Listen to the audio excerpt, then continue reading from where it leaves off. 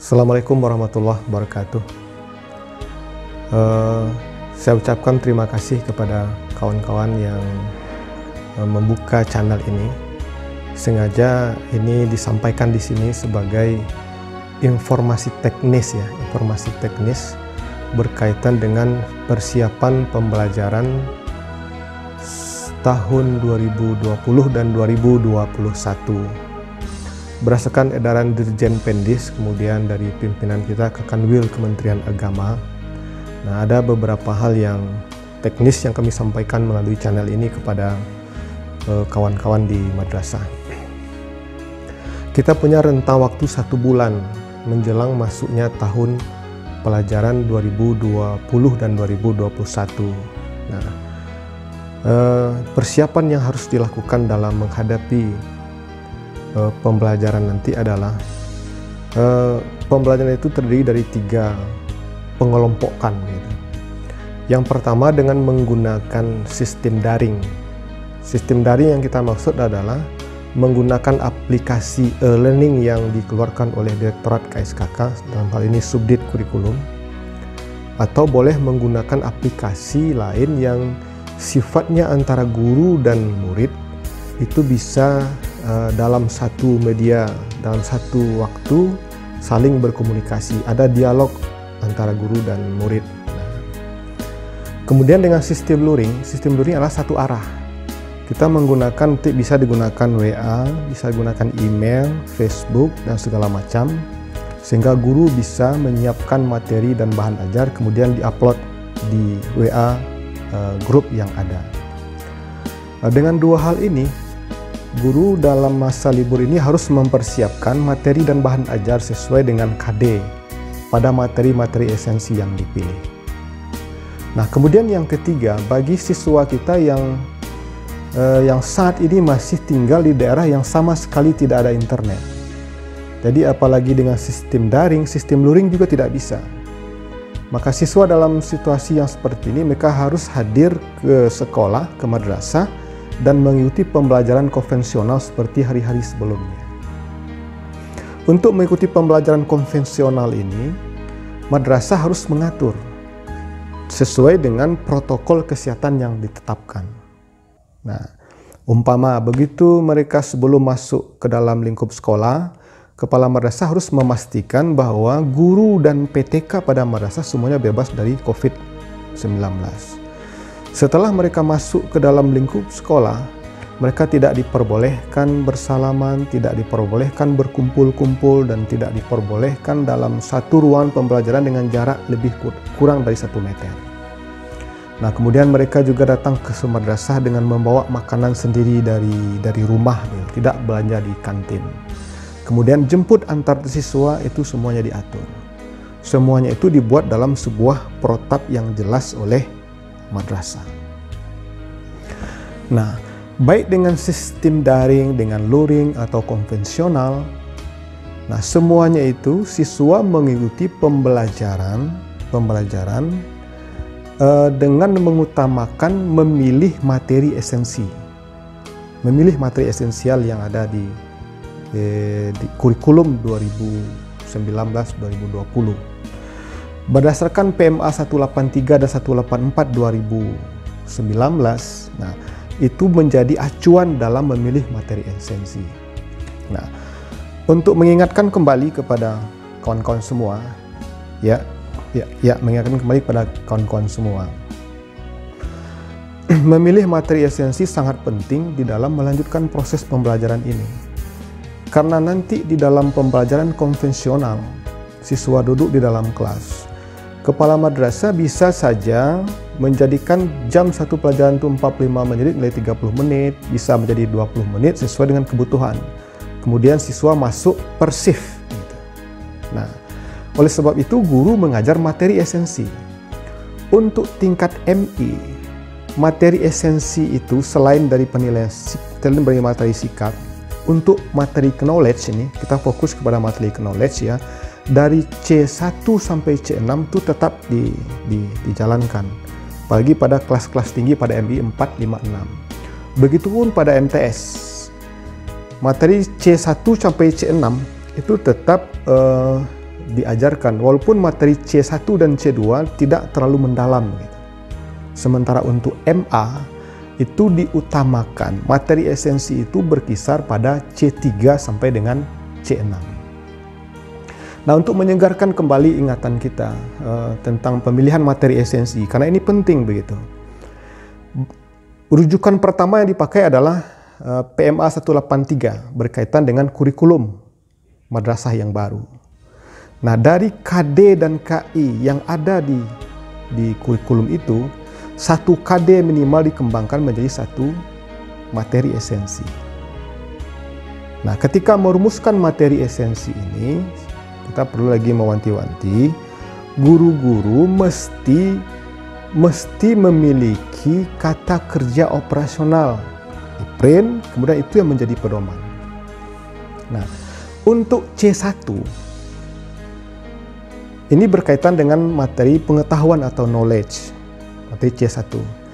C1 berkisar masing-masing dengan takrif, dengan definisi, dengan konsep, menekankan pada mengingat kembali pada materi yang telah diajarkan, dan ini ditujukan adalah sebagai bagian terendah, namun dia syarat bagi tingkatan selanjutnya. Gitu. Jadi artinya kalau dalam pemahaman konsep anak-anak tidak memahami, mereka akan mengalami kesulitan kepada materi C2. Jadi C1 itu menyangkut dengan pengetahuan atau knowledge. Nah, kemudian yang C2 itu berkaitan dengan pemahaman atau komprehensif. Pemahaman. Di sini kita nanti berharap adalah kemampuan memahami materi tertentu oleh siswa. Kemampuan tersebut bisa dalam bersifat yang pertama sebagai translasi begitu.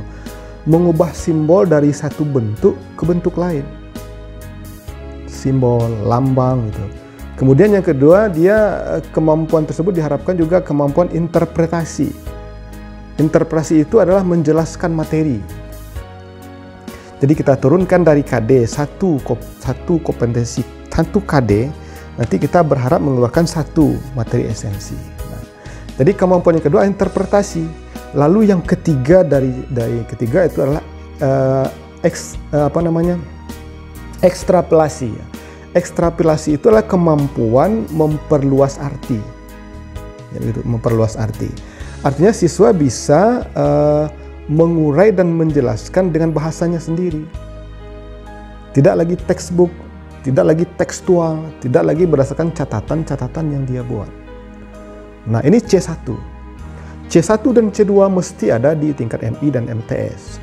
Di MTS boleh tidak terlalu mendalam. Nah, kemudian di C3 ini yang untuk di MA, ini bersifat penerapan, application gitu. Penerapan. Diharapkan dari materi C3 ini adalah nanti kemampuan menerapkan informasi pada situasi nyata sehingga dia mampu menerapkan konsep dan menggunakannya secara nyata begitu. Jadi penerapan. Jadi ketika dia memahami sesuatu, bagaimana implikasinya, bagaimana penerapannya, bagaimana penggunaannya, bagaimana implementasinya. Itu C3. Lalu di C4 nanti ada analisis. Ada analisis. Dari analisis ini nanti kita berharap siswa bisa mengurai materi menjadi komponen-komponen yang jelas. Jadi dia bisa menganalisa konsep utuh yang besar, kemudian bisa mengurai menjadi furu'nya atau bagian-bagian rinci yang jelas.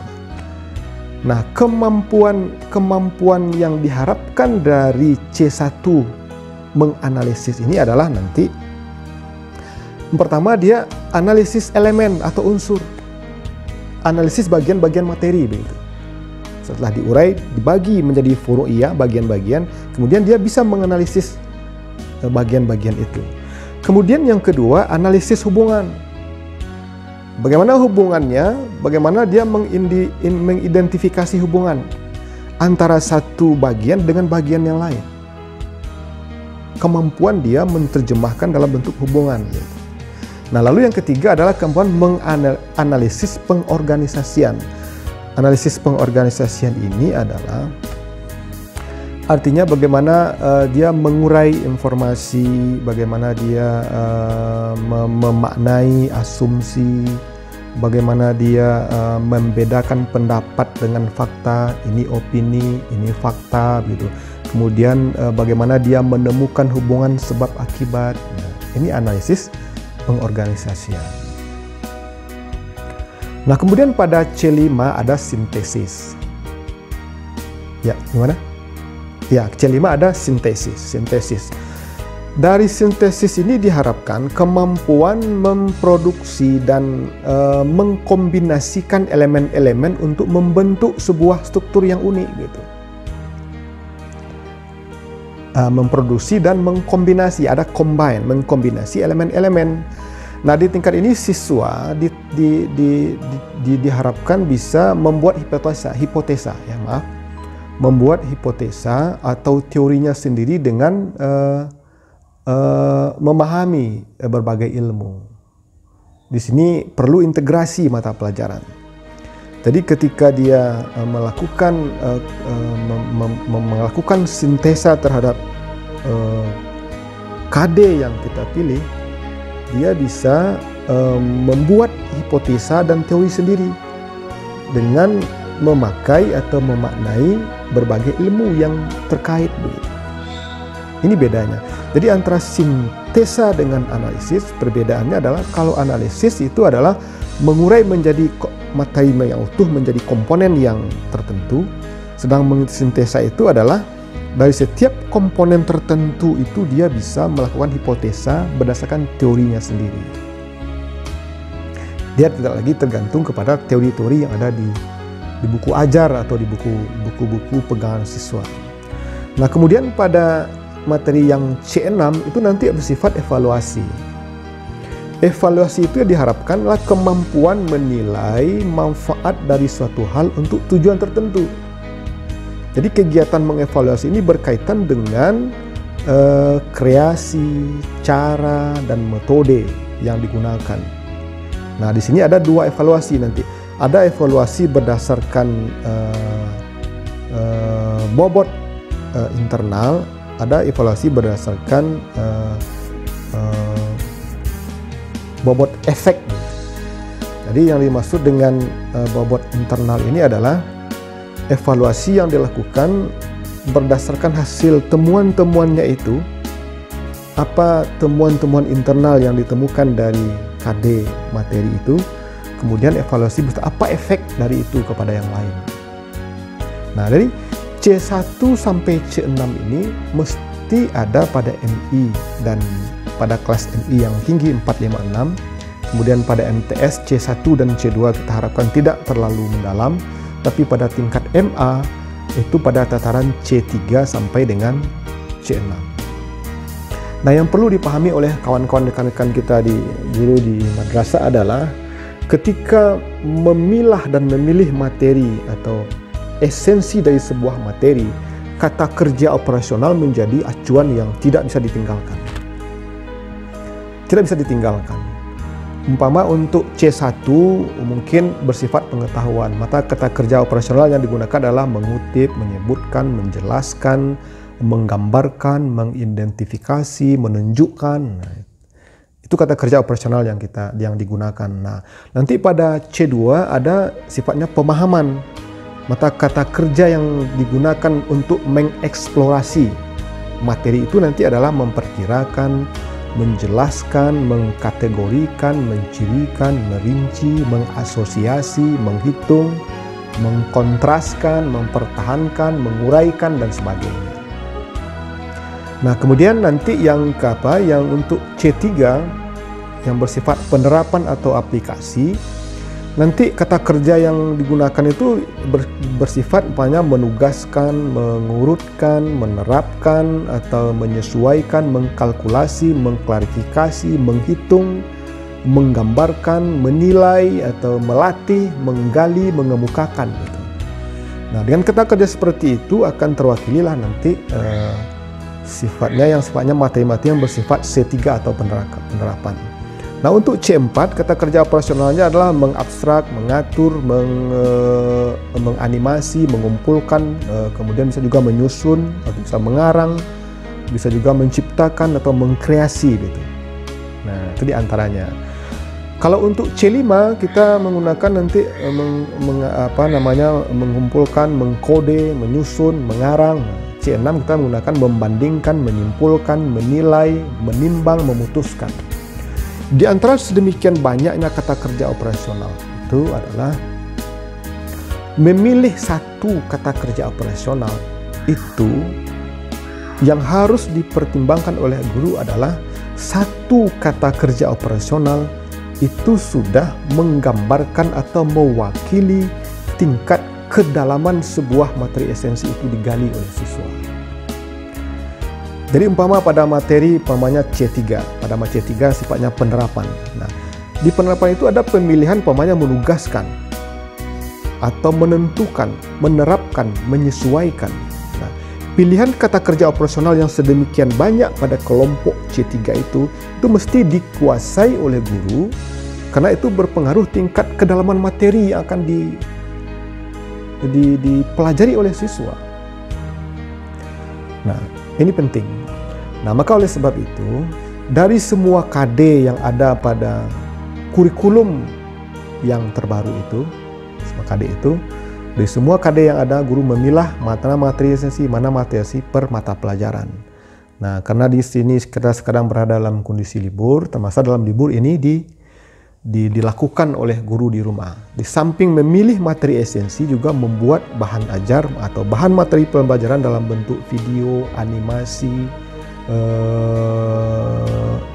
video-video kreatif dalam pembelajaran. Nah, kita harapkan nanti begitu masuk tahun pelajaran baru, guru-guru sudah memiliki dan memahami bagaimana materi-materi esensi ini di setiap mata pelajaran yang ada. Nah, kemudian di samping itu yang penting lagi adalah bagi kawan-kawan di kepala madrasah di lapangan, dengan kurikulum yang baru terjadi perubahan jam. Ada relokasi jam tertentu, kemudian ada untuk muatan lokal menjadi 6 jam mata pelajaran. Nah, relokasi itu boleh dilakukan pada kelompok materi A atau B dengan syarat ada program yang jelas dari madrasah. Ini pertama ini. Jadi umpamanya pada mata pelajaran olahraga di MTS ada 3 jam. Kebutuhan kita hanya 2 jam.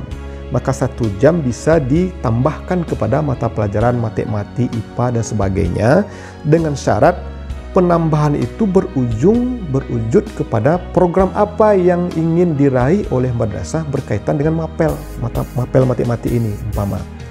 Umpama madrasah tertentu ingin siswanya bisa masuk ke dalam mengikuti kejuaraan Olimpiade Sains atau KSM, kompetisi sains madrasah.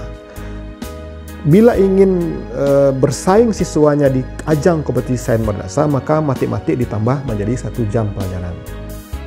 Atau umpamanya ditambahkan ke bahasa Arab.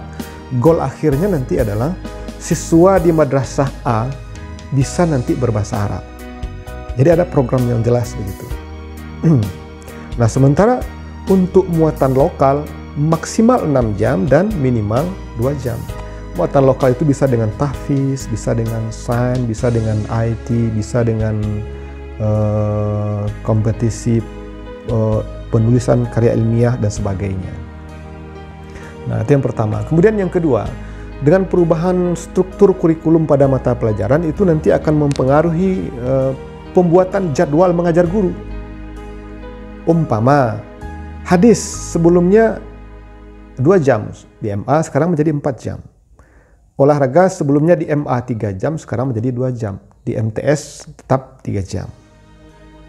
Nah, itu akan mempengaruhi penjadwalan pembuatan jadwal guru. Nah, ini sebaiknya dilakukan jauh-jauh hari oleh kepala madrasah, oleh kawan-kawan di madrasah, sehingga nanti guru-guru yang kekurangan jam berdasarkan regulasi yang terbaru bisa menambah jam ke madrasah swasta. Atau melakukan rotasi guru atas kewenangan Kemenak dan Kadkanwil. Nah, ini distribusi guru. Nah, nanti simpatika akan menyesuaikan dengan regulasi kurikulum yang terbaru. Nah, kira-kira begitu informasi ini. Ya kira-kira begitu. Nah, mudah-mudahan ini bisa bisa bermanfaat bagi kawan-kawan di madrasah untuk menjelaskan arah visi madrasah ke depan. Jadi kalau boleh kita menyimpulkan, pertama, madrasah mesti menyiapkan bagaimana prosedur, standar operasional prosedur nanti bila siswa masuk ke sekolah. Itu berkaitan dengan kedatangan, berkaitan dengan pola pembelajaran, berkaitan dengan istirahat. Kemudian yang kedua, madrasah menyiapkan struktur kepengurusan yang menanggung jawab terhadap pelaksanaan pembelajaran, di-SK-kan oleh kepala madrasah. Kemudian yang ketiga, guru-guru menyiapkan bahan ajar, materi ajar, menyiapkan materi esensi selama 1 bulan menjelang masuknya tahun pelajaran 2020-2021. Nah, kita berharap nanti begitu masuk, materi esensi ini sudah ada pada masing-masing guru mata pelajaran. Nah, kira-kira begitu. Kawan-kawan semua, semoga bermanfaat sehingga masa new normal ini merupakan tantangan baru bagi guru. Tantangan baru bagi guru. Artinya, guru-guru mesti mengupdate lagi pengetahuannya tentang IT, tentang internet, itu juga siswa. Kepala madrasah mesti memantau apakah tugas materi ajar yang disampaikan oleh guru sampai ke siswa atau tidak. Nah, ini tantangan baru di era new normal. Kita berharap semuanya lancar dan berjalan dengan sebaik-baiknya sesuai dengan regulasi dan panduan-panduan yang telah disampaikan oleh pimpinan terhadap kita bersama. Mudah-mudahan nanti kita sukses dalam pelaksanaan kegiatan. Demikian saja. Semoga bermanfaat. Assalamualaikum warahmatullahi wabarakatuh.